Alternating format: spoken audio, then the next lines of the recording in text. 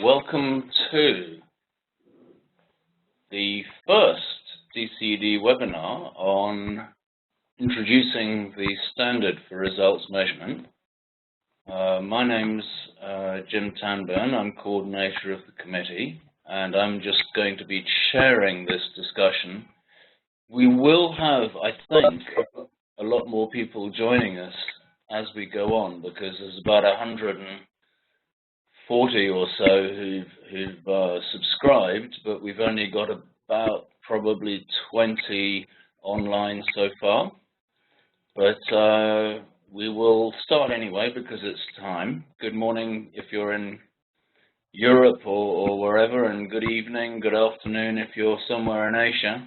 Sorry about people in the Americas who are in the middle of the night there, so they're not joining us.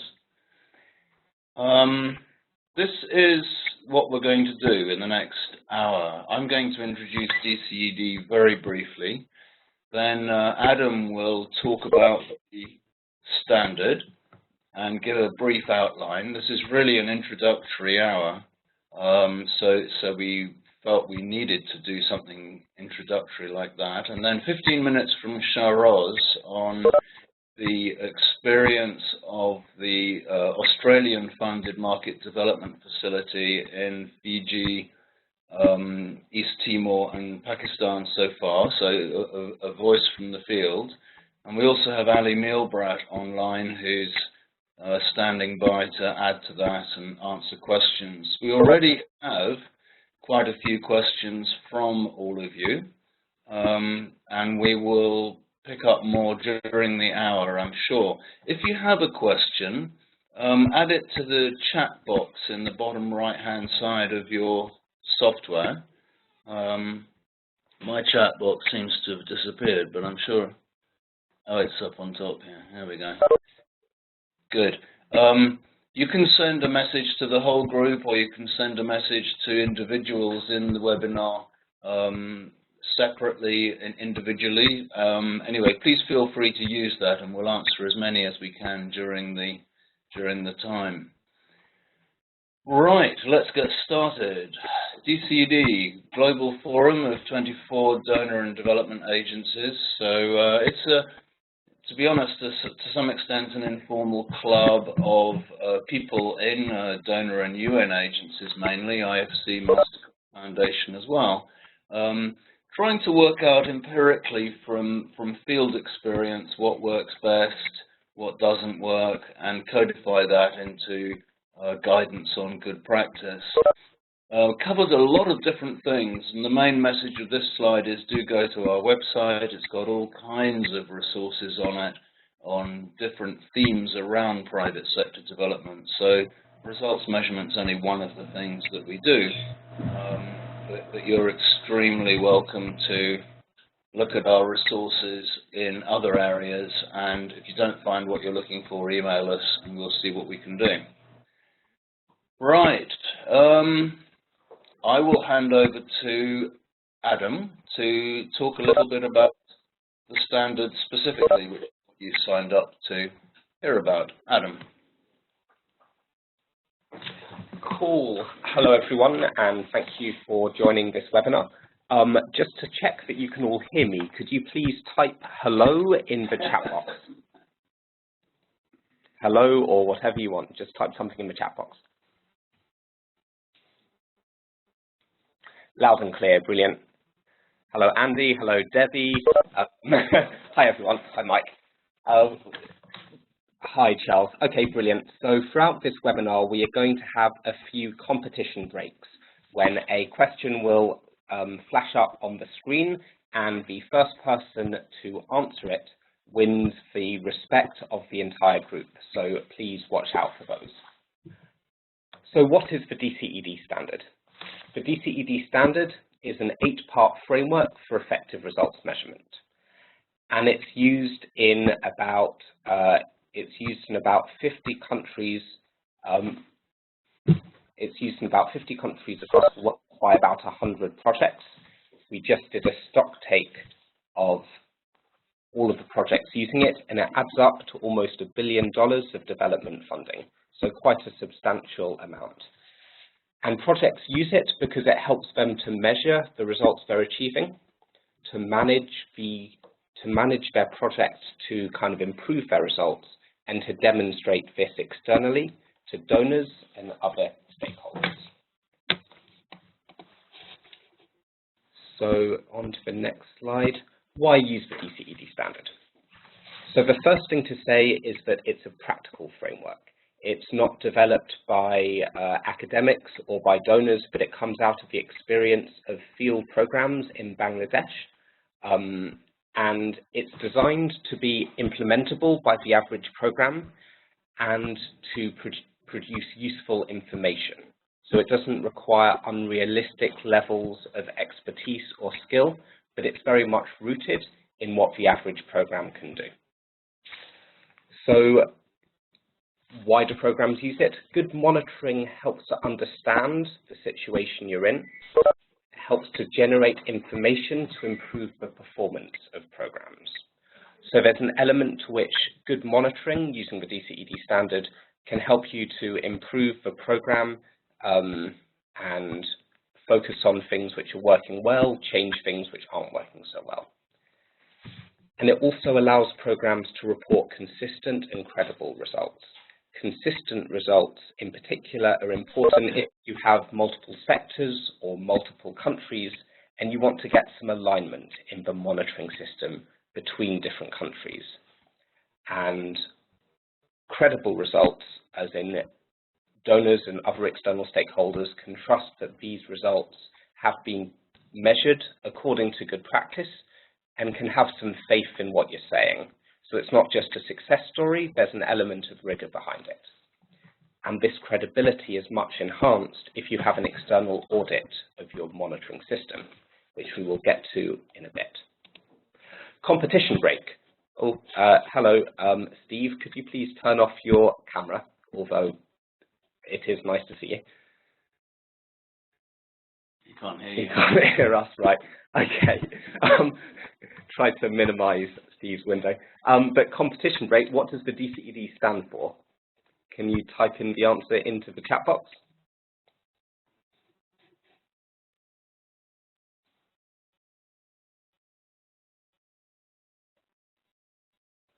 Some people, of course, calling people can't type in. Yeah.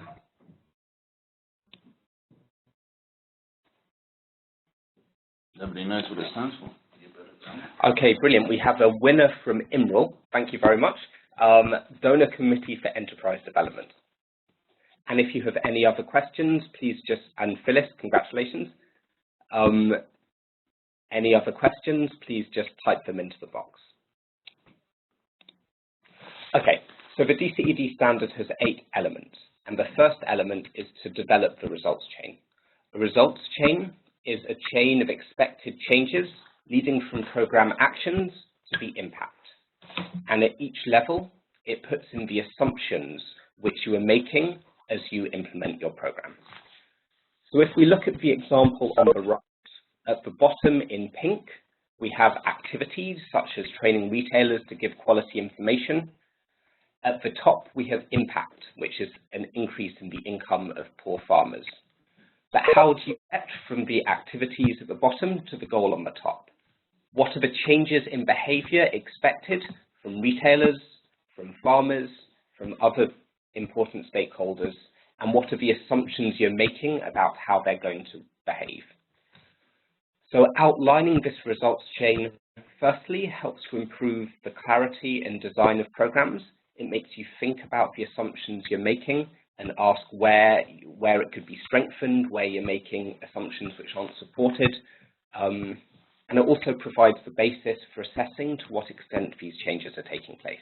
Because once you've set out what you expect to see, you're in a much better place to then look and monitor and see whether this results chain is happening as you expected.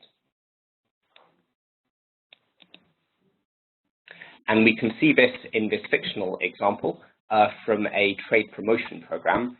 You might start off with, at the bottom, activities like train government staff, organize workshops with government staff, then a miracle occurs, and then you have an increase in exports to Europe. So the point of the results chain is to unpack this blue then a miracle occurs box, and really explain what you expect to happen in order to get to your impact from your activities. Okay. So the next two elements are to define and measure your indicators. And these really take place based on the logic of the results chain. So once you've outlined your expected steps, you set an indicator for each one to see what you expect to happen. And for example, if you have an indicator such as, or if you have a step in the results chain, which is that you expect farmers to buy more improved seed, your indicator might be the amount of improved seed bought by farmers, it might be the amount of seed sold in a shop, whatever you think the way to measure this step is. And this allows you to see if change is happening at each step, or if it isn't changing, if your theory is breaking down and the changes you expected to happen aren't happening. And as well as quantitative indicators, it's important to collect qualitative information, which tells the story of how and why these indicators are changing.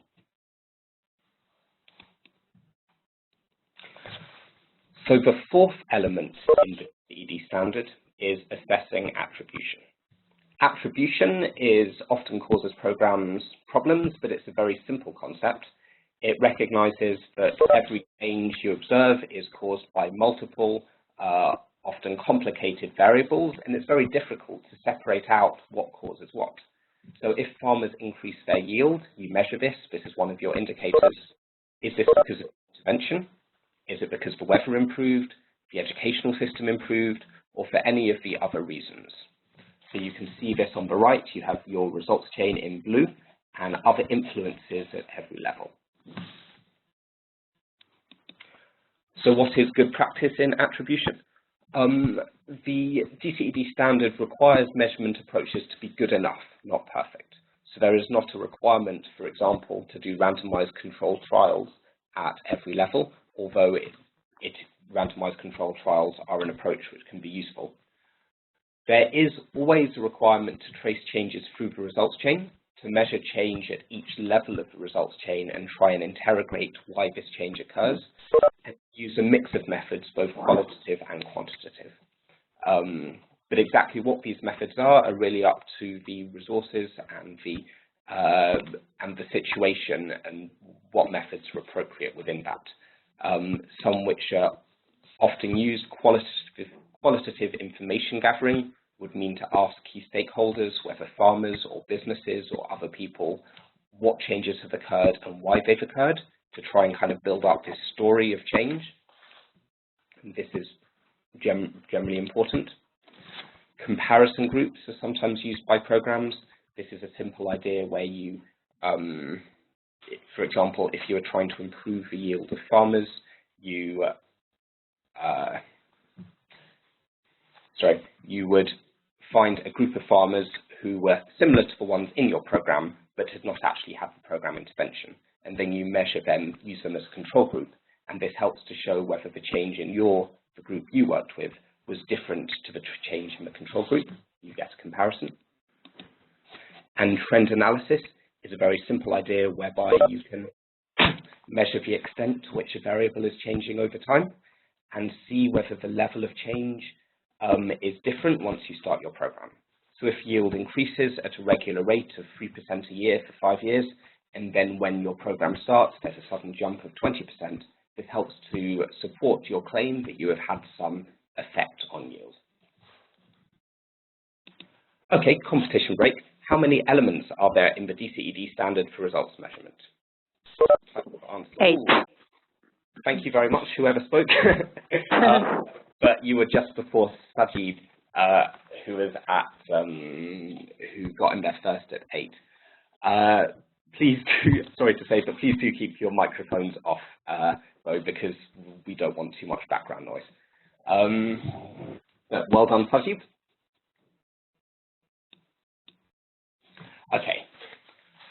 The fifth element of the DCED standard is called systemic change. So the idea behind this is that many programs, especially market development programs, don't want to just create a kind of short-term unsustainable direct effect, but they want to change the systems in which people are working in to improve the sustainability of the benefit and also the scale. For example, rather than giving seed to a farmer, which you would then have to do again the next year, programs might aim to change the system that the farmer is working in so that they will be able to go down the road to buy seed from a local store, to access microfinance, to sell their seed in a market, so that it's not a donor program kind of continually coming in and changing things, but the system the farmer works in works better. And systemic change, as this picture implies, is a slightly knotty problem, and there is not much consensus about what it is and how to measure it. So this is a recommended rather than mandatory step of the DCED standard.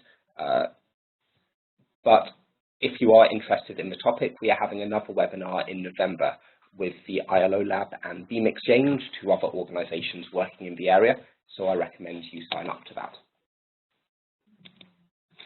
Okay, the next two elements are a lot easier. This is tracking costs and reporting results.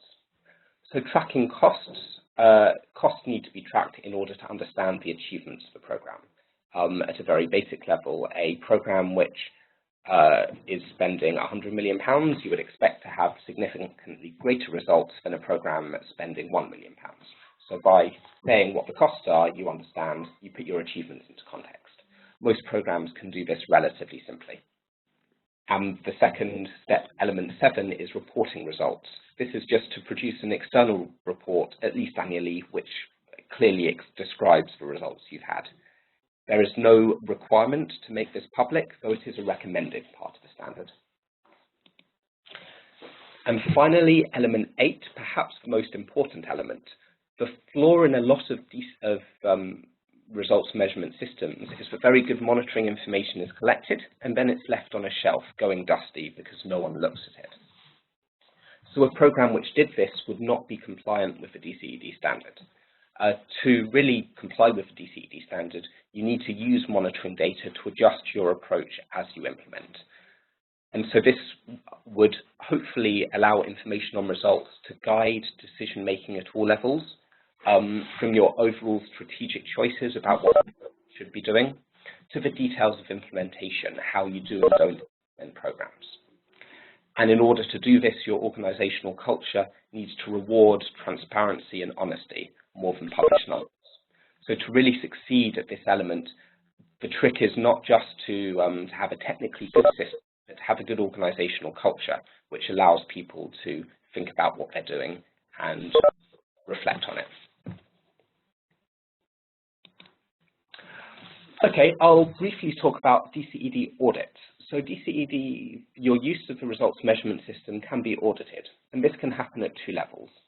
Firstly, what we call pre-audit review. You can invite any consultants you want to come look at your results measurement system, and they will produce a report which is partly scoring you, but partly technical assistance to help you implement it better.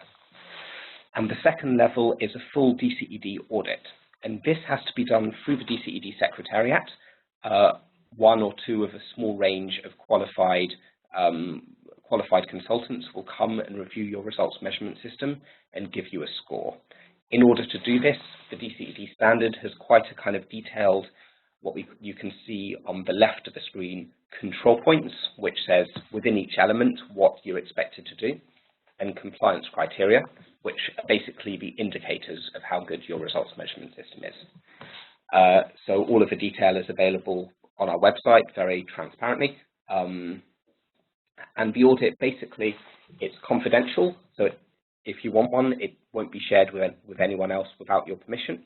It is optional. You can use the DCED standard without an audit, but it does give additional credibility to your results.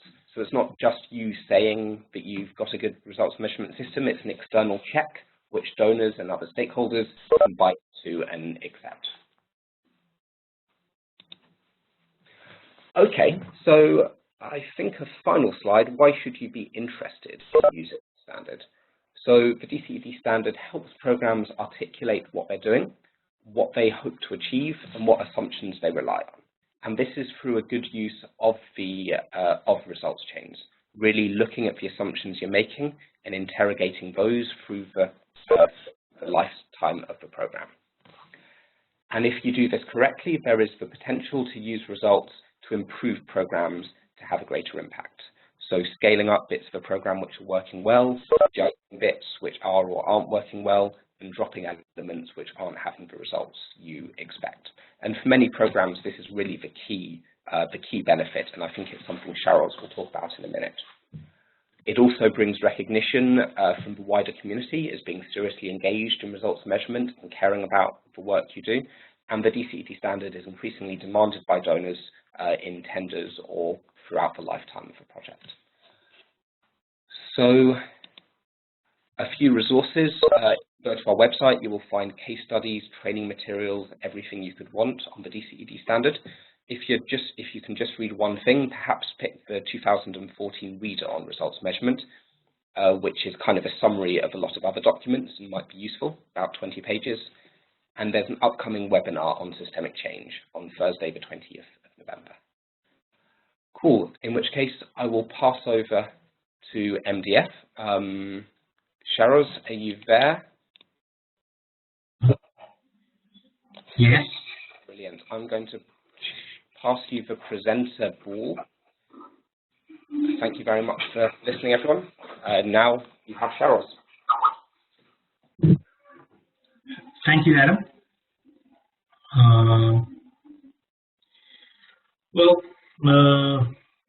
We just heard from Adam about what the standards refers to, what are the 8 parts in the framework. What I'm going to do right now is about the experience that we have in implementing this framework in our program. My name is Sharoz. I'm the country rep for the MDF PG operation. We have Ali, who's also who's also supporting me in this presentation.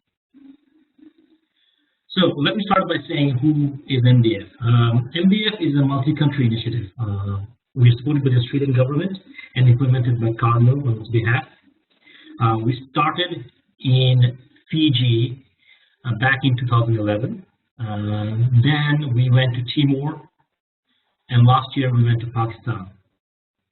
MDF is all about market development, where we work with market systems and try to make it better to work make it better so that we have more inclusive impact. As part of our design, we follow the DCED standards in our results measurement system, and that is what this whole presentation is all about. So today, we're going to cover 3 major areas. First is the value that we got by having the standards incorporated into our program design. Thereafter, we're going to talk about the experiences that we have gained in rolling out a results measurement system across all the countries in terms of its positioning within MDF. Then we're going to we're going to give you tips, a few suggestions from our side on how to keep it more practical. There's always these issues about, is it too burdensome? What about the compliance issues? So some of our thoughts and suggestions on this regard. And then we're going to end this presentation with a small example of one of our interventions to show how we have implemented the system. Okay. The value of the standard as part of a program design. Well, when you start a program, there are various issues. There are various issues that are known, unknown to the program that can essentially break or even make a program. You have certain expectations that are thrust upon you, and that can create a lot of stress on how the program functions. Let me elaborate on that. For example, in terms of approach, a program when it starts has to face with the issue of how does it balance between spending, between spending, or do we let local ownership to take over? How do we, for example, carry out implementation? Do we bring in external consultants, or do we have our local staff doing this thing? So you have those kind of issues to kind of answer. Same thing appears in relations to steering. Do you have a strategy where where you have external committees deciding on how and what the program should do, or is it more in-house where you decide, okay, based on our research, this is the way that we should proceed along? So that's the issue that the program also has to decide on. And in third area, like in terms of management operations, like who approves, who decides, is it again a question of the internal decision, or is it something external? Now, these are various issues that can potentially derail a program, but also can make a program work better. But when it comes to results measurement system, you can rest easy, because if you're applying the standard, what you're basically saying is that you're following good practice. The standard talks about good management practice. It brings about clarity of how program should work, who should do it, and how it needs to be managed. There's a lot of supporting materials and advice available that help not only in capturing and measuring results, but equally importantly, how the information is being used.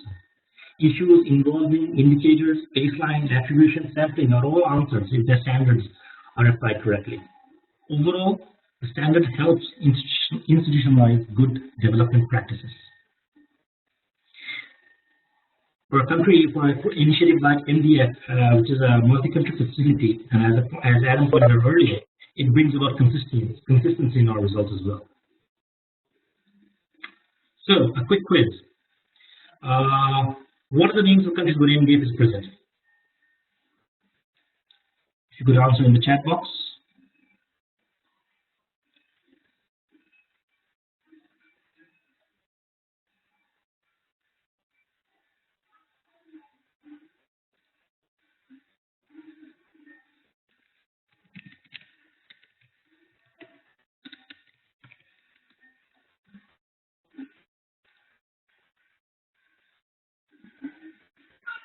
Okay.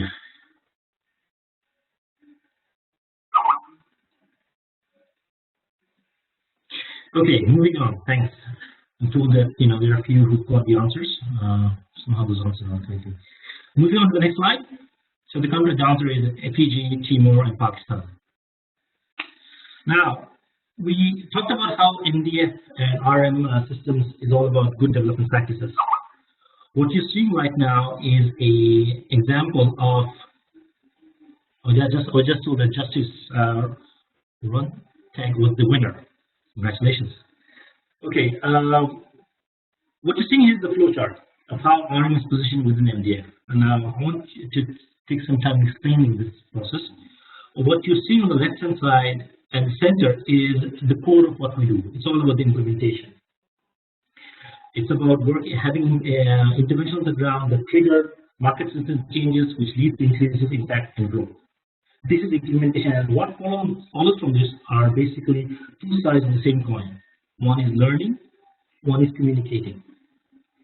As a program supported by donors, it is quite essential that we need to report activities and credible results to the donor and the wider community.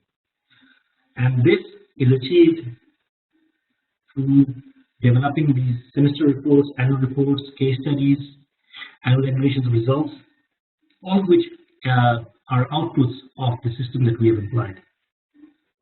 And if you go to our website, which is www.marketdevelopmentfacility.org, you'll be able to download our annual education results, which talks about the results that we've achieved to date as far as 2014 is concerned. So as you implement this system, what you're getting is, on the right-hand side, a lot of credible reports, and that you're going to be able to communicate to your audience. But at the same time, as Adam had said earlier, the whole RM system is about how we manage it, how do we make use of it. So this is where the learning element comes in. If you look at the left-hand side, this is where we're talking about the learning. That as you implement this system, you're talking about, as you design an intervention, you're talking about a concept mode, you're talking about results chain. How does your intervention results to the goal impact that you're trying to achieve, which is poverty reduction and improved access? How does the intervention plan, which talks about indicators, which talks about measurement plan, which talks about attributions, are achieved? We operate in a very dynamic environment, and that's where we need to revisit our interventions. That we achieve through our sector cycles.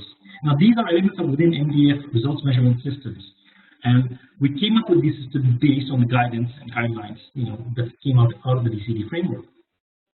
So, based on that framework, this flowchart captures how we are positioning results measurement system within MDF. It's about learning and it's about communicating. Moving on to the next slide, I want to go to what has been our experience of rolling out, of how we've rolled out the results measurement system across all the countries. What are the resources we need to have this system in place? First of all, you need, not in any particular order, you're talking about having a good results measurement manual. You're talking about a good results measurement manual, which spells out all the procedures, the tools, and the framework that is necessary. We are having a dedicated RM manager that is responsible for implementing the system. We have results measurement specialists, advisors across in all the countries. So these are staffs that are within each country teams that are dedicated to working on results measurement.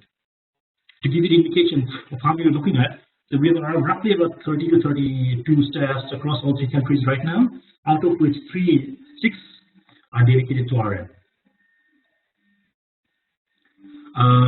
To make sure that all of us are speaking the same language, the project invests in building the capacity of all the staffs in RM, results measurement. So whenever a new staff comes in at a certain point in time, we bring them together and we talk about market development and results measurement, so that they understand what we're talking about, they understand the 8 steps and what we are expecting in terms of our interventions and results. In terms of procedures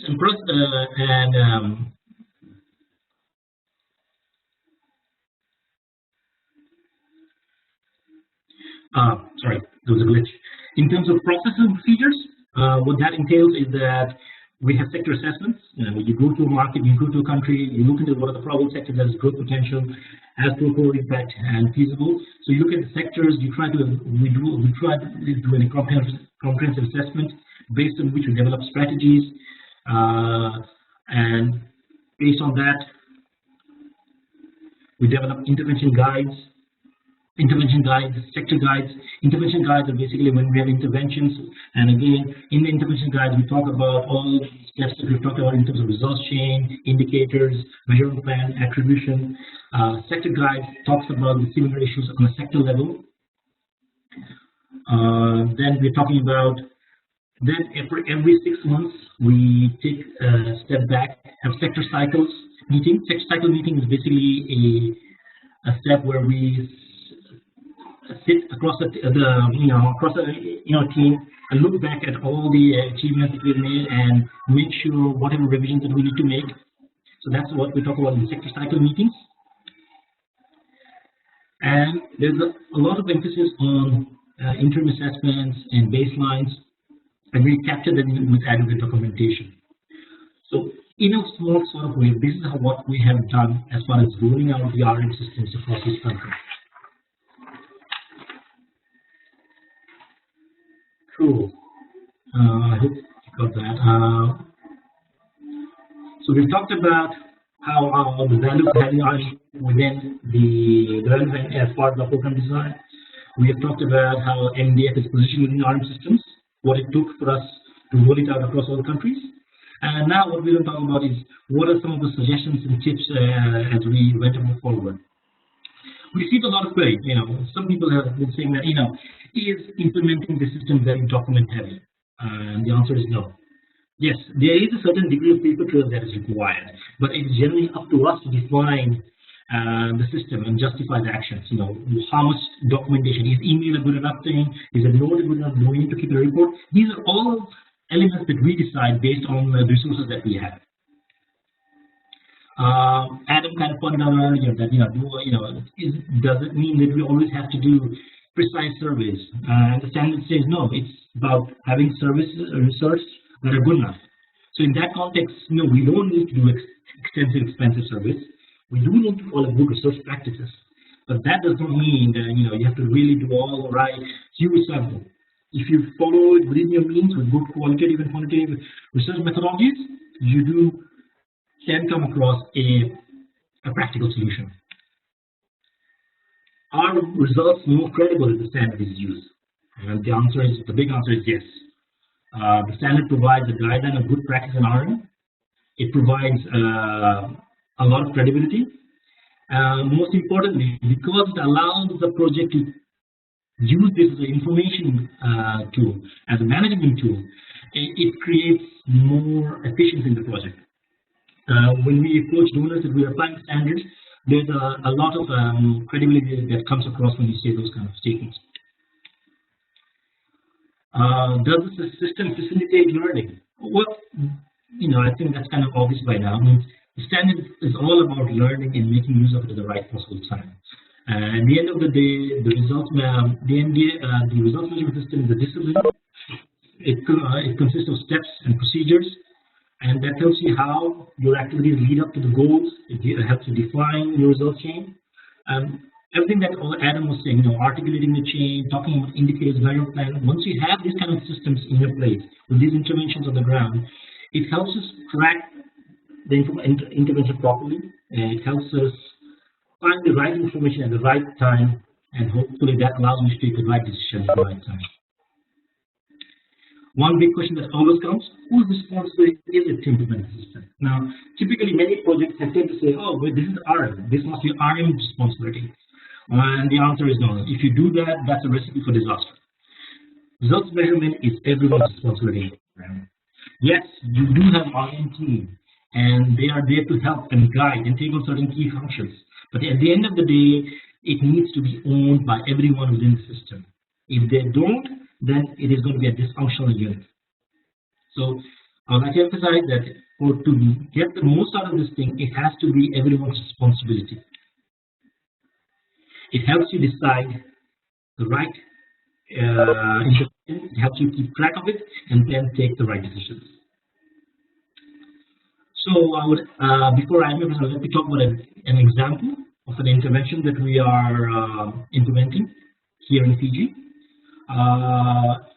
We're working with one exporter that is trying to establish a factory, a HACCP-ready factory and a nursery for exporting kava flavored drinks. Kava is a plant, and the ingredients of kava plant is used as a relaxing effect on those who consume this thing.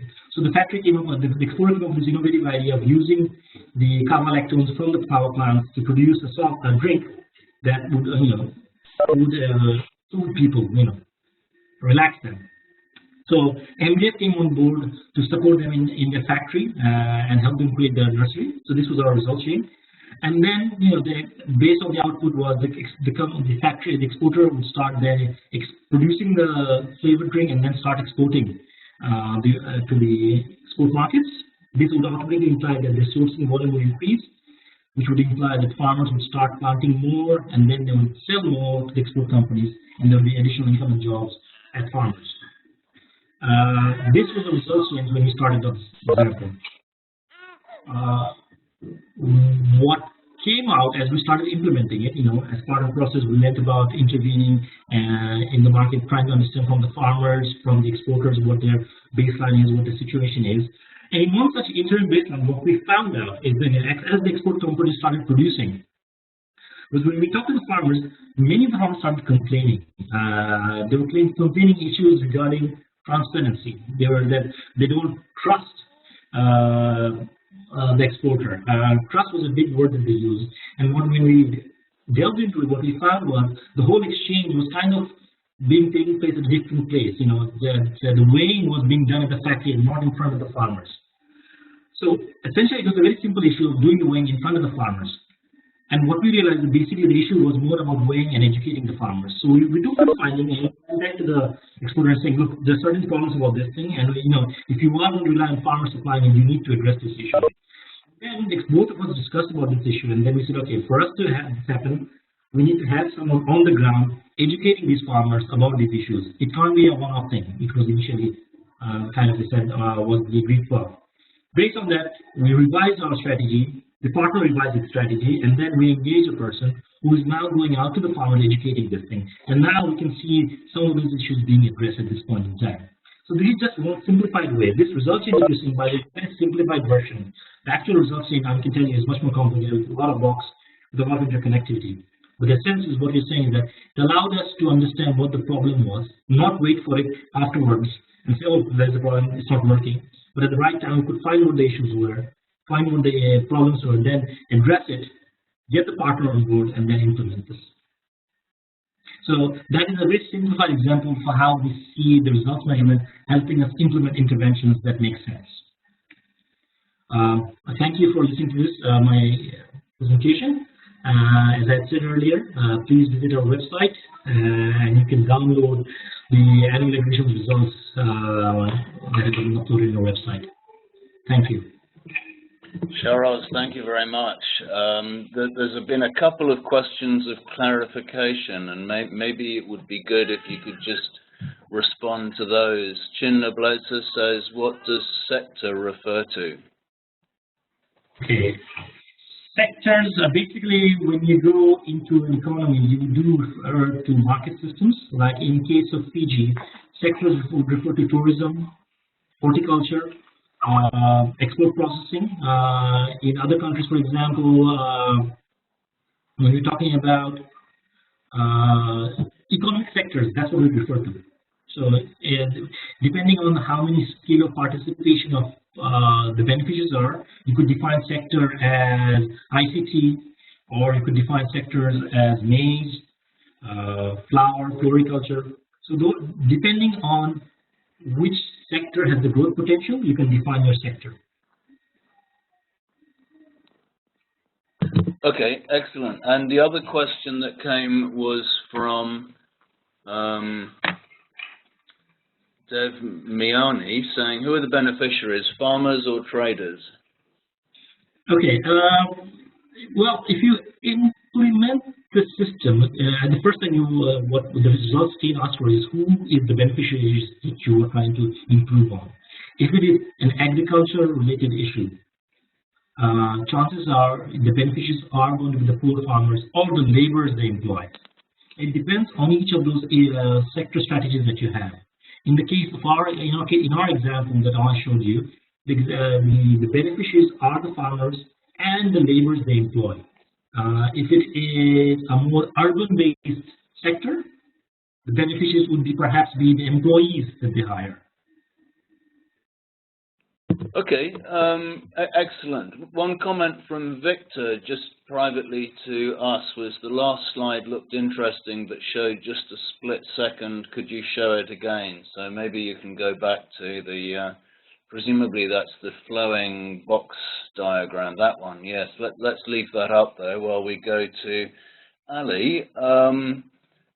Mike Bowles from Aga Khan Foundation asked, with the experience to date, what's the emerging critique of the standard in terms of the value for money, time, resources needed to adopt it? And I think you're up for answering that one. So let me hand over to you, Ali.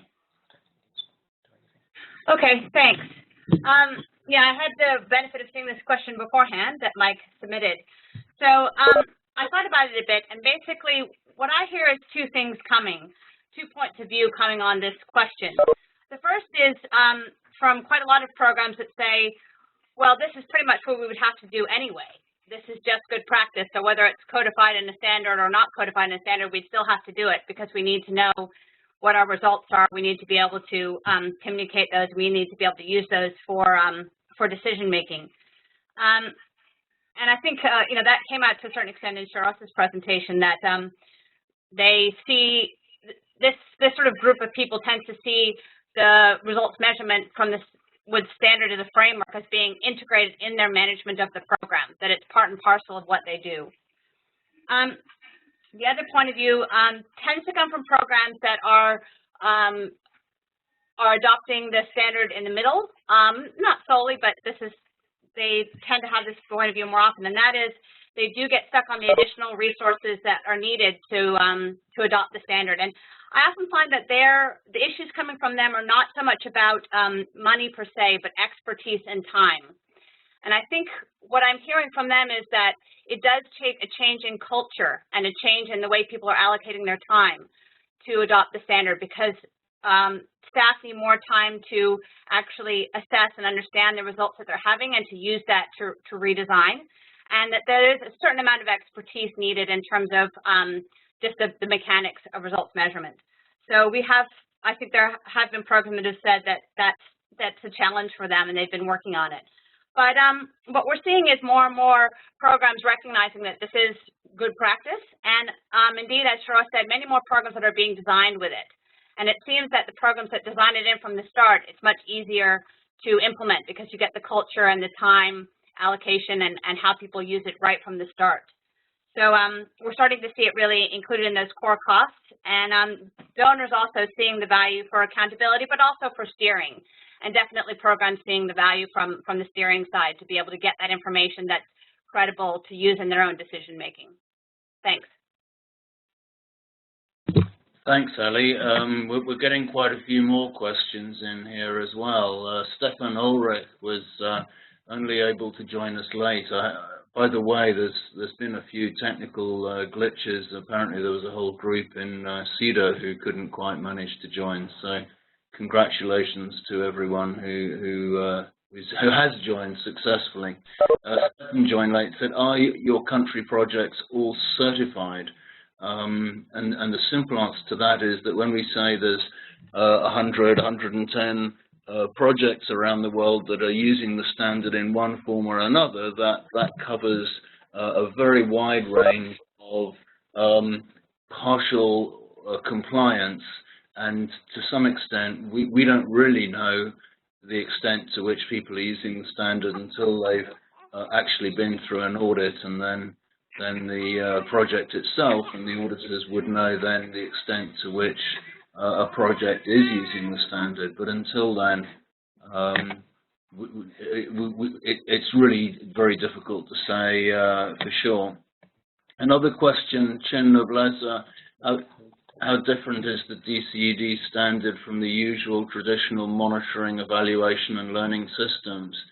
My short answer to that would be that the difference is that people actually use the standard, whereas most traditional monitoring and evaluation systems are widely ignored and honoured in the not adoption. But Ali, I don't know if Ali, you could add to the difference between the standard and the usual systems.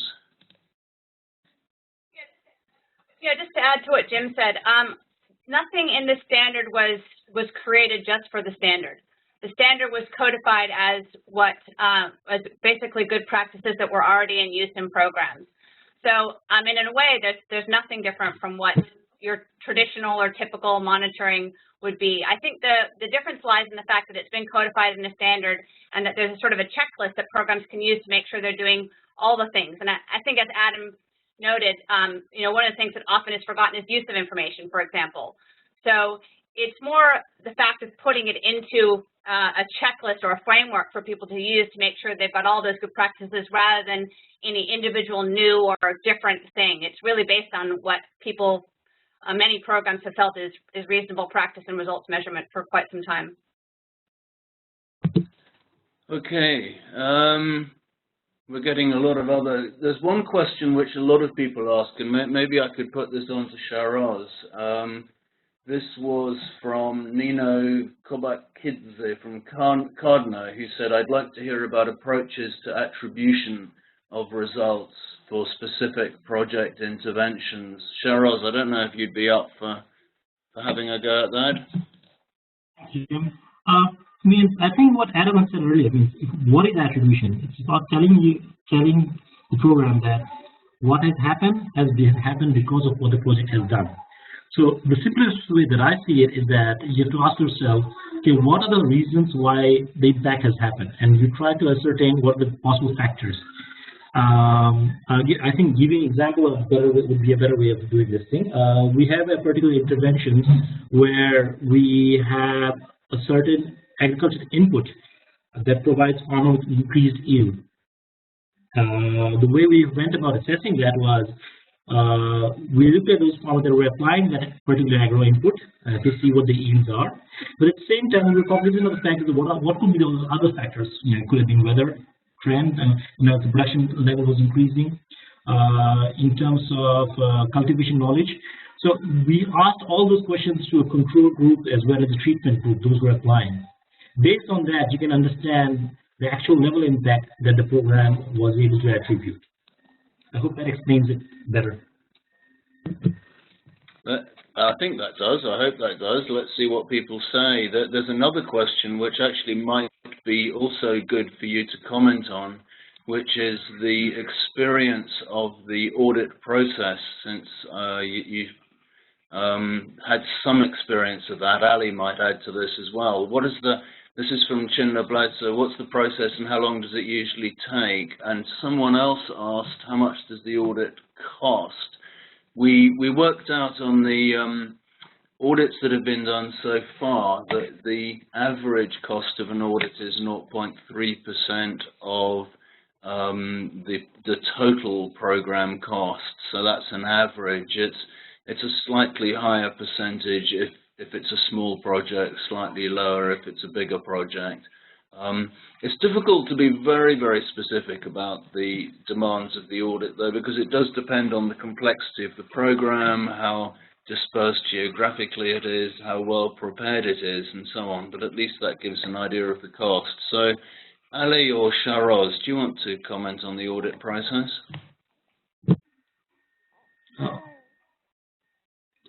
Ali, are you reading that for me? Up to you, Sharoz. Sure. In terms of audit process is, there is a voluntary step where we do a pre-audit to see what the process are. But before I begin, Jim, I think part of the question got mixed because there was a certain technical glitch. I didn't get the full question. Could you repeat that part again for me? I think it was just about the experience of the audit and how it... MDF hasn't had an audit yet. They're having one in December. Yeah, that's true, but... well, basically what we're having is that for all our interventions, we have a results measurement manual, and for all our interventions, we follow a certain system. So the audit process is we have elected to go for a pre-audit review to find out where our standards are, where our systems are, what are the improvements we can make. That we did last year. Since that time, we have been in touch with DCED to have a qualified consultant, an auditor, to go over to our system. And as Ali was saying, the person will be here in December. We've identified the scope to include both Fiji and Timor as of now. So the person will be visiting us during the week of December, essentially going over the system's documentations. We have to supply all our documentation prior to the whole system. And once the person is there, the person is basically like any auditor, will go over the systems, asking relevant questions to the different people within the team, the country reps, results measurement team, and the team, essentially to see how much of that system is being implemented. And at the end, as Adam had said earlier, there are certain control points, there are certain recommended points based on which a certain score is given, and that gives you an indication of how well you have performed for the DCED standards. Okay, thanks, Sharoz. There's a question on, do organizations have to pay to use the standard? And the basic answer is all the material, like the DCED standard itself is freely available. All the materials on the website, the case studies, training materials, and this webinar and so on there's no charge for that. If you elect to use the standard, there would be costs involved, as there are costs in any monitoring system. So that might be expertise to help set it up, the cost of running surveys, of staff time to actually manage the system. But as I think Ali was discussing earlier, these are costs which are implicit in any monitoring system. But the standard does not have a charge itself. There's one question that a lot of people asked, which is how do you use the standard in education, financial sector development, trade facilitation, media development, water projects? There's a long list of using the standard in other areas. The short answer to that is that if you have any project where you're expecting a sequence of changes and good things to happen as a result of your activities, the standard is more or less applicable in its entirety, whatever you are trying to do. The universal indicators, for instance, would perhaps not be totally applicable since they talk about jobs and income if you're looking at education or trade facilitation. There's a few nuances to that. One is that if you're looking at financial sector products, the logic of the use of each of those products may be different in every case. So you can apply the standard, for example, up to the point of access to the service, but after that, it becomes discretion at the discretion of the client how they use the product. So to some extent, the logic of each access occasion is different, and therefore you may need to think about more nuanced approaches or perhaps more expensive statistical approaches. There are a few other approaches that rest largely on the idea that they're a good thing, and therefore it may be harder to apply, or projects that are purely creating an enabling environment. So the enabling environment may be necessary but not sufficient to cause good things to happen. And again, the standard may be more difficult to apply in those cases, but in the vast majority of cases in development, one expects good things to come out, and the standard is a great way to unpack. As Ali says, none of it is totally new. What's new perhaps is putting it into a package or a framework where you don't have to reinvent the wheel. You can simply take good practice off the shelf to an extent. Steve Hindle had a very interesting question. When you talk about culture change, what exactly do you mean? I can't remember who talked about culture change, but it was Adam, wasn't it? And Ali. Ali, why don't you take it first, and then Adam can add to that. Okay. So what I meant was, I find I'm a consultant as well, so I go out to a lot of different organizations, and I find sometimes there's a perception among some staff that results measurement is the job of a few people, and that their job is just to implement. And there's a real divide between the sort of implementation of a program and the measurement of results and the use of that measurement. And I think the Section 8 that Adam talked about in the standard is really about integrating that, and that everyone is involved in results measurement. Everybody takes time to understand the results chains, and everyone is involved in assessing the results, but most importantly, everybody is involved in using those results. And that can be a culture change for organizations where many staff have felt that their job is implementation, and somebody else is going to worry about, whether or not there's results and what to do with them. Another key thing I see in terms of a cultural change is sometimes organizations are very much just about achieving targets rather than really having a very close look about what's working and what's not. And it's shifting that culture to really focus on, okay, let's have a really honest look about what's going well, what's not, whether our assumptions are holding true or not, and let's really use that information to make changes. And for some organizations, that is a big change if they have been not so explicit in the past about the assumptions they've been relying on. So it's those types of changes in the way staff work and the way people think about what their jobs are and how to use the measurement of results in their organizations that I see are the biggest types of change, what I call cultural change in organizations that go along with an adoption of the standard and a more integrated system that supports the implementation of a program. Okay, thank you, Ali. I realized, I realized that we are coming up to the hour now. I would apologize to the people who haven't been able to join, but they can't hear me, so there's no point.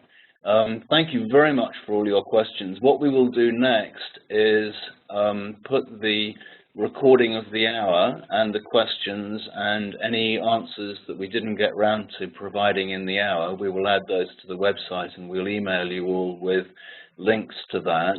We have a final question, which is whether you'd be interested in a distance learning option around the standards, say 4 hours or 8 hours of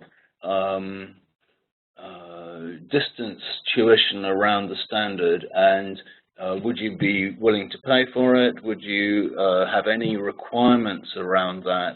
If you do have any comments on that, if you think that would be a good idea, please do either add it to the chat box now or email us separately. Either's fine. We do have a webinar coming up on the systemic change element on the 20th of November, but there'll be various emails flying around. Okay, thanks, Tony. That looks good. We'll go back through all the chat from the hour. Distance learning, yes. Okay. Good. I think it only remains to thank very much Sharaz, Ali, and Adam for their inputs. Thank you all for joining, and we look forward to being in touch going forward. If you are trying to use the standard in any form and you haven't yet been in touch with us, please do get in touch with us. It's always good to know who is working towards compliance, and we're eager to hear from you. Thanks again to everyone, and we'll be in touch. Goodbye for now. Goodbye.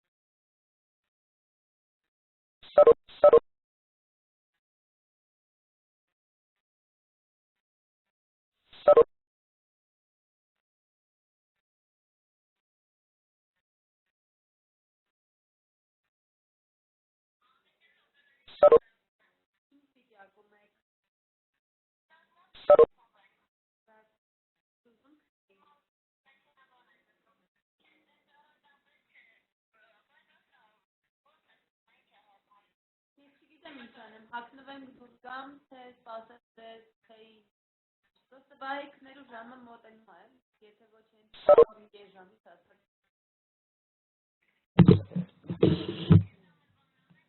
Leave this so people don't hear our call. Դա, բայես ժամ է տնթար։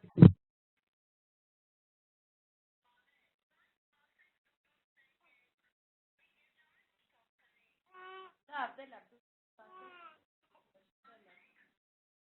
Դեմ կես ժամը կա դրսմեք, թե ես կասեմ դրսեկել եմ, թե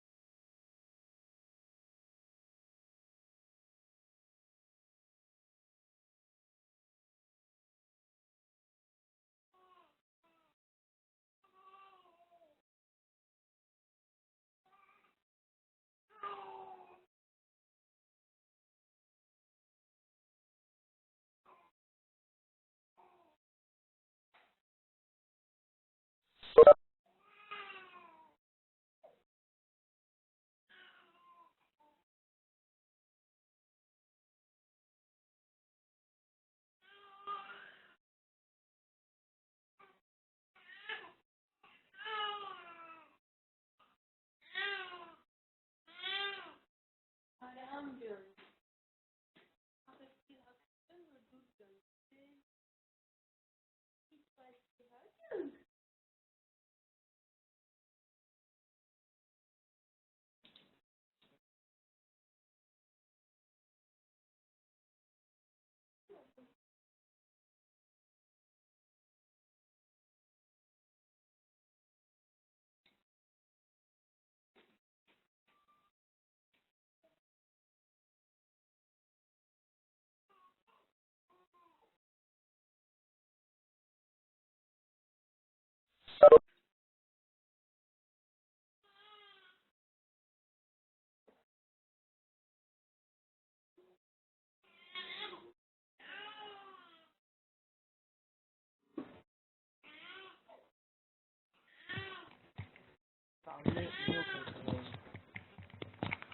Hello.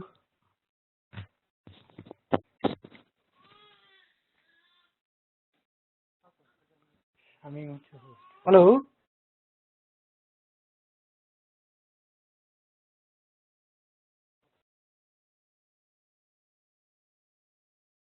Hello.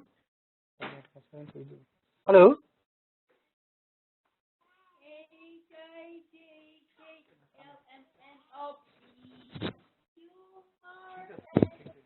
উঠান না এখানে শুনেন কি বলে উঠান উঠান উঠান উঠান না